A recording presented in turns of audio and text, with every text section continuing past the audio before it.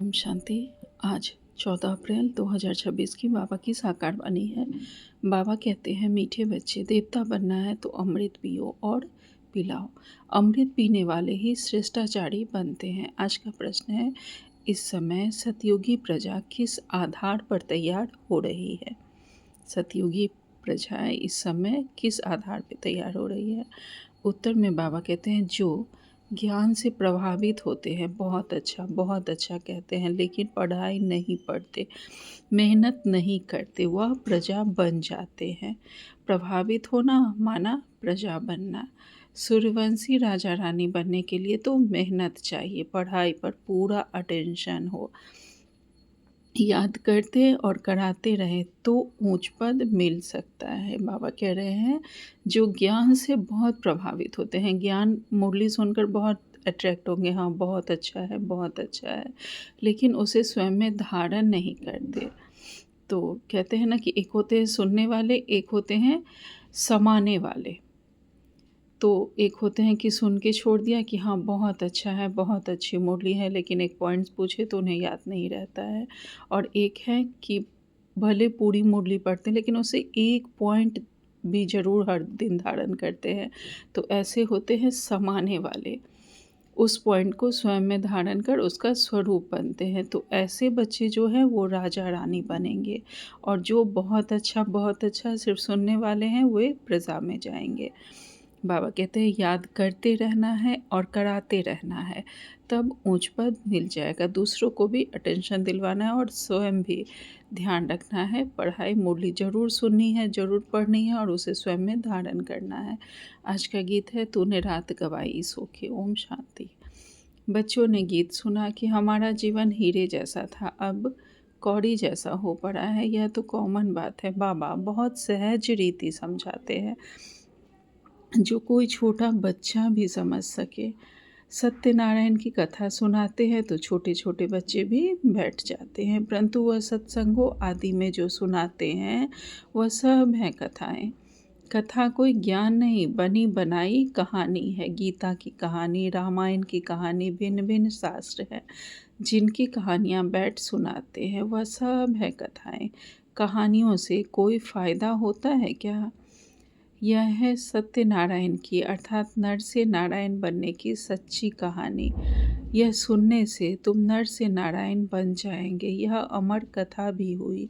तुम निमंत्रण देते हो कि आओ अमर कथा तुमको सुनाएं, तो तुम अमरलोक में चले जाएंगे। तो भी कोई नहीं समझते हैं, शास्त्रों की कहानी सुनते आए हैं, मिलता कुछ भी नहीं। जाएंगे लक्ष्मी नारायण के मंदिर में, चलो दर्शन करके आए, महात्मा के दर्शन करके आए। यह एक रस्म रिवाज चली आई है।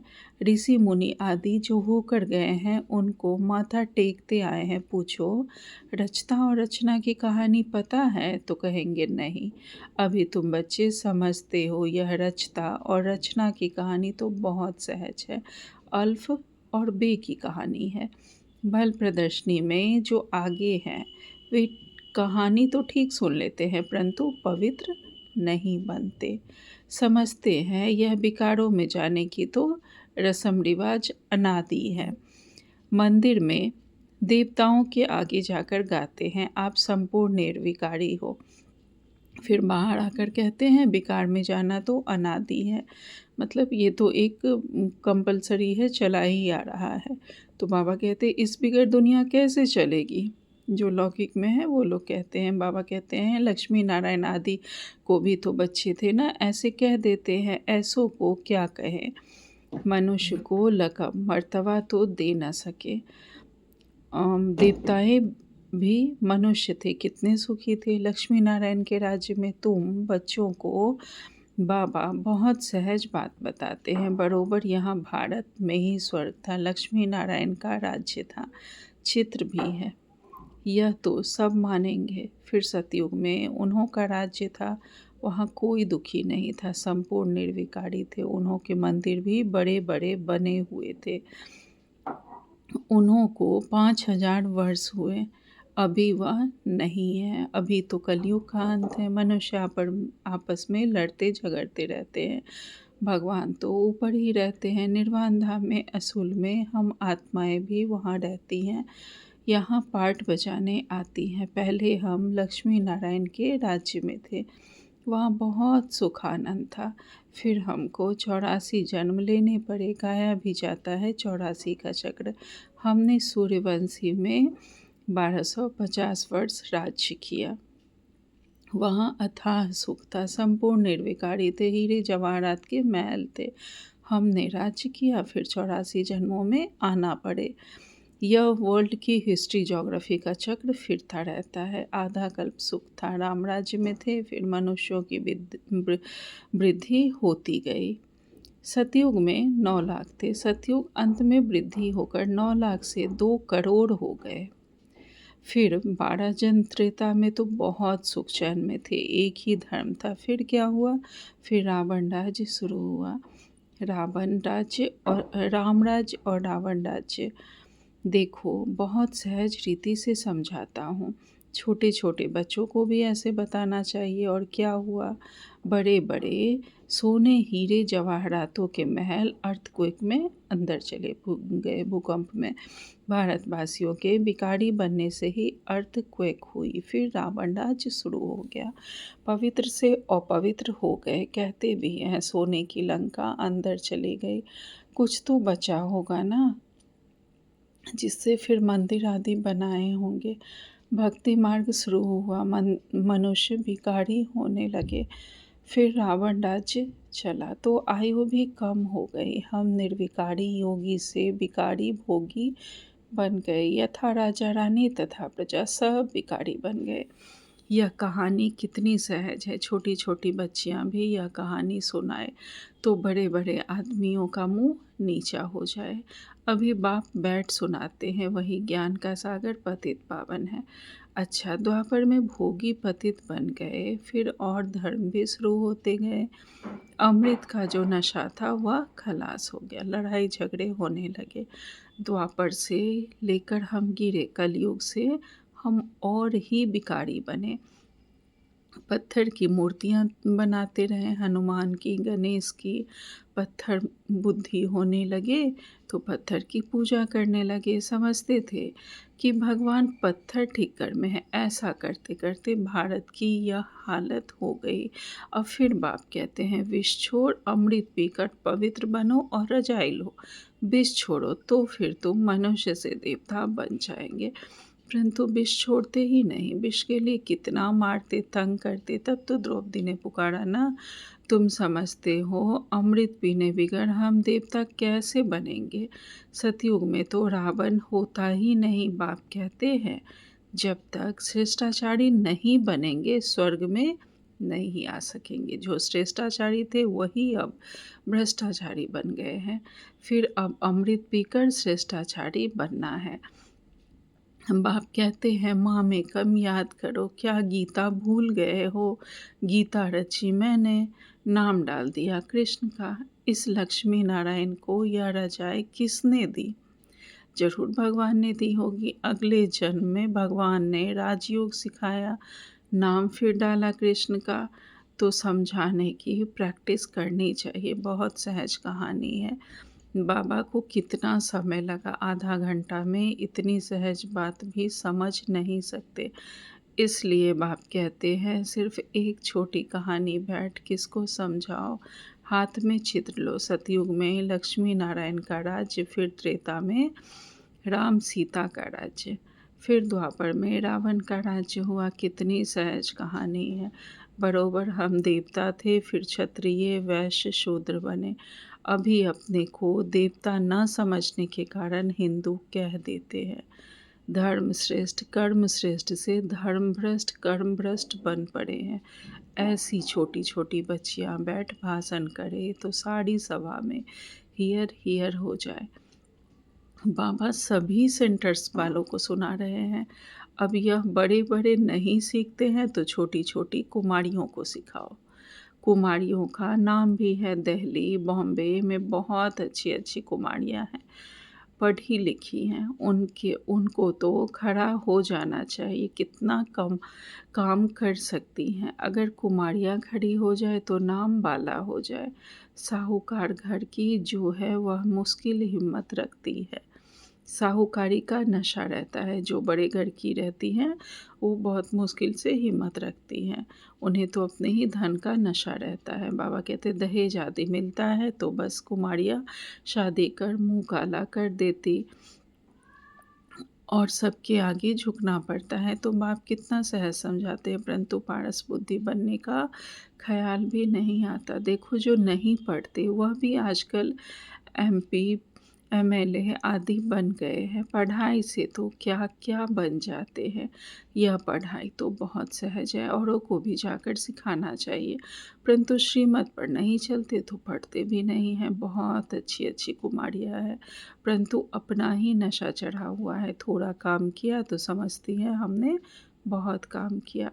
अभी तो बहुत काम करना है। आजकल फ़ैशन में ही कुमारियाँ रहती है।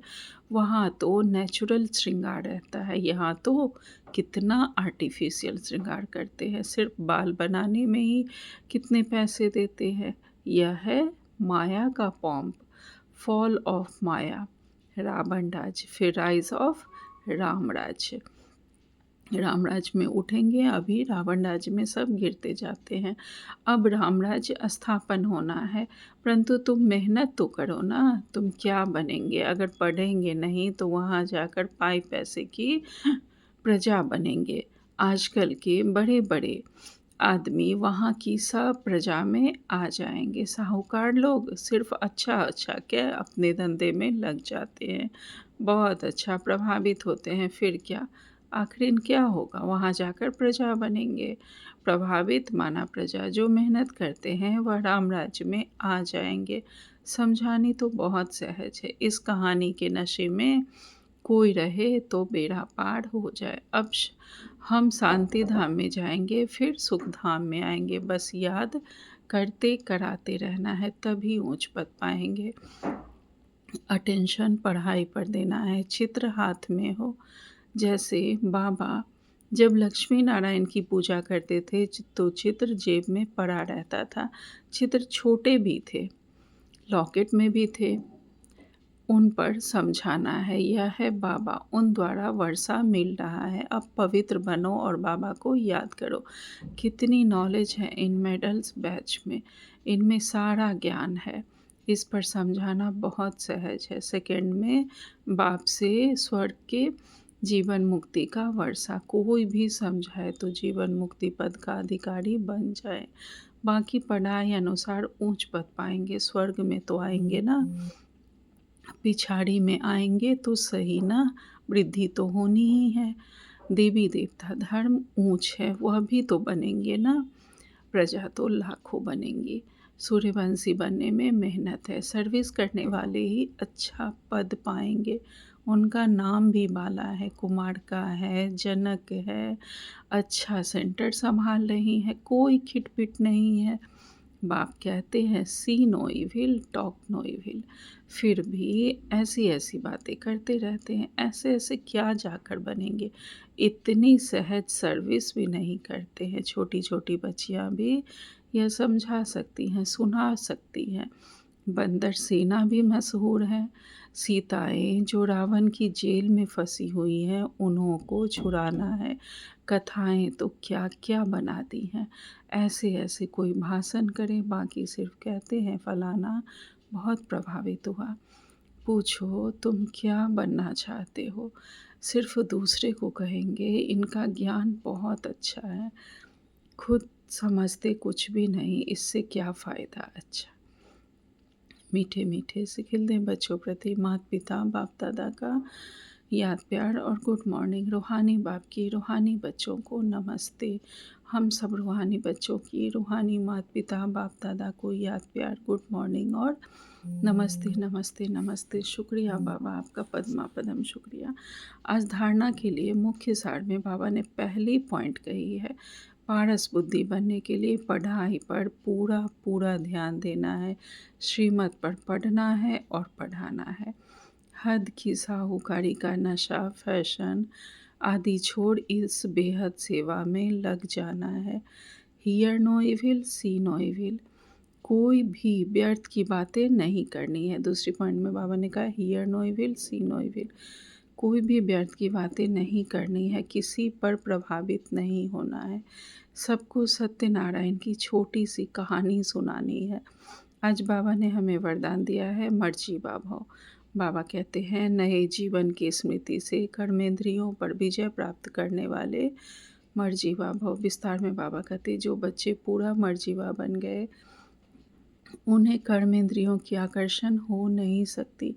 मर्जीवा बने अर्थात सब तरफ से मर चुके, पुरानी आयु समाप्त हुई, अब नया जन्म हुआ। तो नए जन्म नई जीवन में कर्मेंद्रियों को के वश कैसे हो सकते हैं। ब्रह्मा कुमार कुमारी के नए जीवन में तो कर्मेंद्रियों के बस होना क्या चीज़ होती है, इस नॉलेज से भी परे शूद्रपन का जरा भी सांस अर्थात संस्कार कहाँ अटका हुआ ना हो। आज स्लोगन में बाबा ने कहा अमृत वेले दिल से परमात्म स्नेह को संभालो तो और कोई स्नेह आकर्षित नहीं करेगा। अमृत वेले सुबह सुबह परमात्मा के स्नेह को स्वयं में अगर हम संभाल लेते हैं तो और किसी का भी स्नेह हमें आकर्षित नहीं करेगा। आज का व्यक्ति सारे हैं संगठन में सफलता प्राप्त करने के लिए सदा नम्रचित के तख्त पर विराजमान रहो। इसी तख्त पर बैठ जिम्मेवारी का ताज धारण कर भविष्य की पदवी बनाओ। तख्त से उतरना नहीं, इसी पर बैठकर काम करो तो सफलता मिलती रहेगी। इसके लिए पहले आपका पाठ पक्का करो, इससे आपके संस्कार सबके साथ सहज ही मिल जाएंगे। अच्छा, ओम शांति। शुक्रिया बाबा।